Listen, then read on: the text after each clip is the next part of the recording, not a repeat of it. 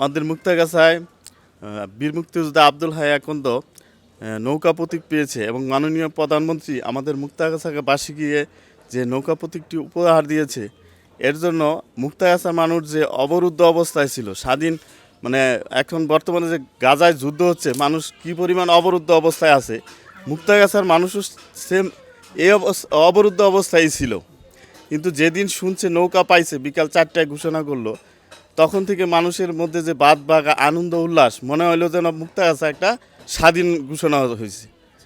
এই মানুষ এতটা খুশি। পাশাপাশি আরেকটা, আমাদের মাননীয় প্রধানমন্ত্রী শেখ হাসিনা ঘোষণা নিয়েছে অবাধ, নিরপেক্ষ এবং সুষ্ঠু একটা নির্বাচনে উপহার দিবে।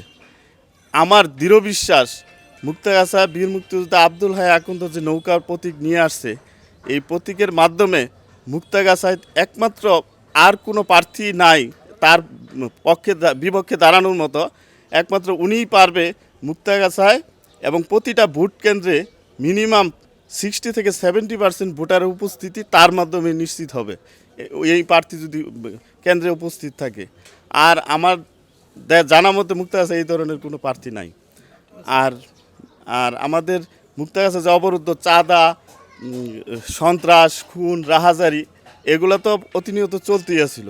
এই নৌকা প্রতীক পাওয়ার পরে যত সন্ত্রাসী ছিল মুক্তাগাছা, সবাই দমিয়ে গেছে।